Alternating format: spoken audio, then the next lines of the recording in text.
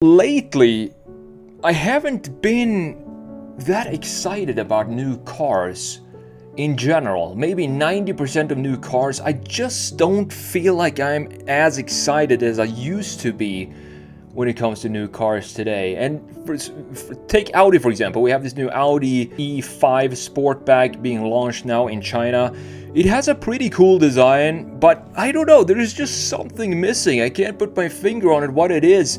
Maybe I'm getting old and this is not, I'm not, looking at cars or get the same feeling that I did when I was a kid. I mean, I remember when I saw the first Audi RS4, the B5, the wagon, in red in Stockholm when I was maybe 14 or something like that. Just blew my mind. The Audi S3 of the same era from 1998 or something like that, with those thick plastic pieces on the rocker panel and the wider fenders, making it feel like a special car if you knew what you were looking for. Everybody else would just think that it was a normal S3, but if you A3, but if you knew what it was, you knew it was a special vehicle. And then of course the Audi RS6 Avant of the time.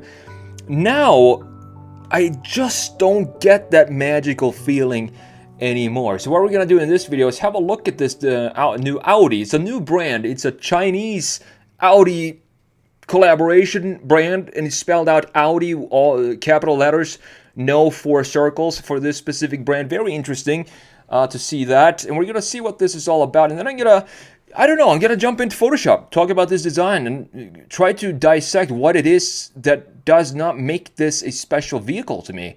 So first of all, let's have a look at this Car Scoop article and let's see what this is all about. So Audi launches 770 horsepower wagon most of the world will never see. The Audi E5 Sportback is the first fruit of Audi and SAIC's partnership tailored toward Chinese market. It features 776 horsepower, 478 miles of range. Audi is a new brand created by Germany's Audi and China's SAIC. It's the first ever production model for this brand, and it's spelled, as I said, Audi, just the letters in capital letters and no circles anymore. That is what makes this different visually. The logo of this car is an all-electric offering available in both rear and all-wheel drive configurations. Now, from the European side, they say that they worked a lot on the engineering for this vehicle, which seems about right. I mean, German engineering.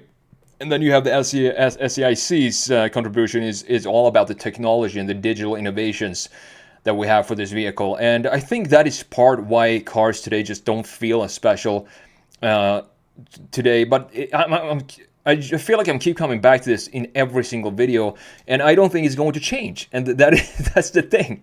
I don't think we're gonna go backwards to a more analog car design and car engineering, where the car was actually a piece of craftsmanship and not just a rolling cell phone on wheels, like I feel like every single brand is heading towards. And I feel it's such a sad reality to think about. There's a lot of talk about caring for the Audi DNA, and it's clear that the German side is doing much of the heavy lifting in the branding department, despite claims that there is a difference between this Audi, spelled with normal letters, and Audi, capital letter brand.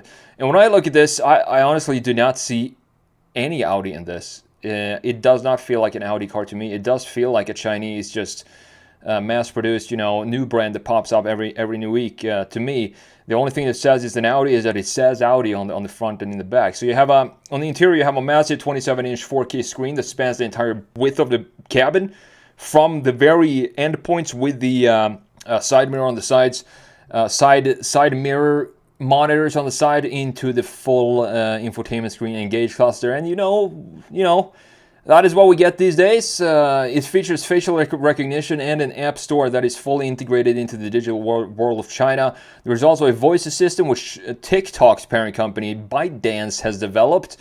You also have a suite of LiDAR sensors specifically designed and trained for the unique challenges of urban roads in China. You have 800-volt charging architecture. You get 370 kilometers in just 10 minutes. That is about 230 miles or so in 10 minutes. Not bad at all. You have a bunch of different powertrains here. So you have both rear-wheel drive and all-wheel drive, going from 295 horsepower all the way to 776 horsepower, and that one does 0 to 60 in 3.4 seconds.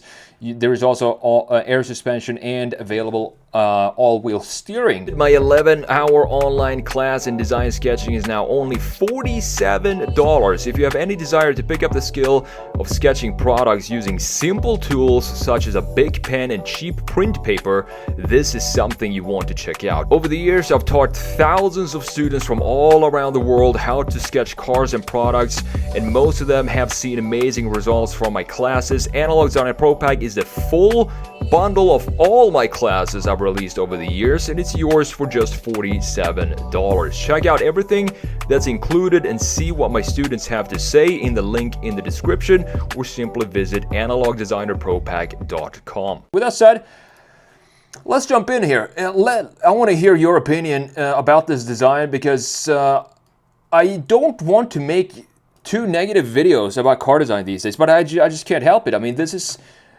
channel is just me letting you know what I feel about the car design industry and where we're heading today.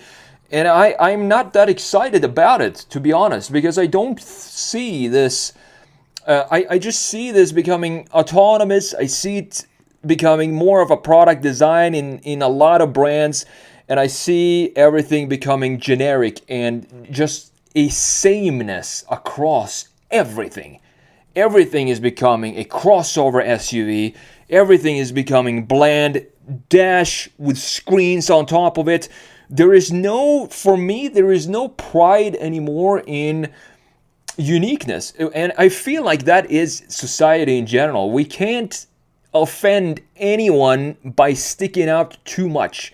We need to keep it dialed down and dialed back, because if we do something too crazy, someone might be offended, and that is the crime of the century, to offend anybody these days. So everything needs to look the same and be very dialed down and not have any sort of personality to it. And the art of building cars, to me, feels like it is slowly getting lost. So looking at this design here, we do have it was a concept that they revealed just I think a year ago, and this looks almost exactly like the concept right here, with this floating island, I would say, in the middle, which looks pretty cool. It reminds me a little bit of the Audi Quattro, the rally car. But the thing is, when you've seen what Audi could have done with the Audi Quattro concept of 2010, which was this close to getting into production, that was a proper Audi design to me. 2010 Audi Quattro concept, 10 times better than this design right here. This is way too round, and it just does not have any personality to it, in my opinion. You might think it looks very cool. I mean, it has a very clear identity in the front end. I don't know, maybe it has. And then we have these Audi letters in the front as well. I do believe the headlight unit sits right above these daytime run lights that we have here. Looks like we have some air slots in the sides here as well, and these fins in the bottom. Looking at the side view, I mean, where is Audi? Where is the Audi design DNA in this? I don't see it at all. I don't know what's going on here, because Audi has a very curved roofline usually, and a very simple shoulder line that goes almost straight like this, and then it meets in the back. We can have some sort of design here in the back if we have a wagon shape. But here we have this interesting shark fin that sticks up right here. We have a black roof. We have an extremely soft body all around. We don't have any sort of sharp shoulder line that we're used to seeing from Audi sedans, and no sharp line in the lower section either. So they say that this is clearly Audi design from the German engineering standpoint or design standpoint. But I don't know, maybe they have completely changed the design DNA the last year or so, and I completely missed it. I am not sure, because to me this does not have any sort of Audi design in it, unfortunately. The wheels look decent. There's nothing really special about these wheels.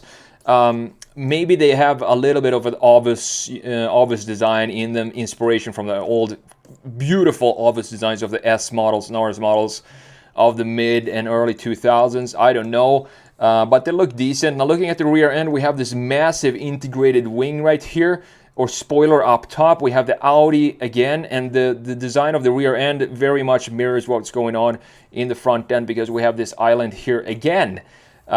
separated from the rest of the body. I do like that we have a separated bumper here, though. That is great to see. And a not too aggressive diffuser in the lower section. Blacked out, carving out some of this volume down here, but not having this be body color. So overall, I mean, looking at the exterior design here, it looks decent, but to me, it's just not an Audi. Now, coming into the interior, last but not least, and I'm not going to repeat myself over and over and over again about what I think about these interiors. Cars, to me, like cars, when I grew up, I used to stand on top of a bridge above a highway, and I used to see at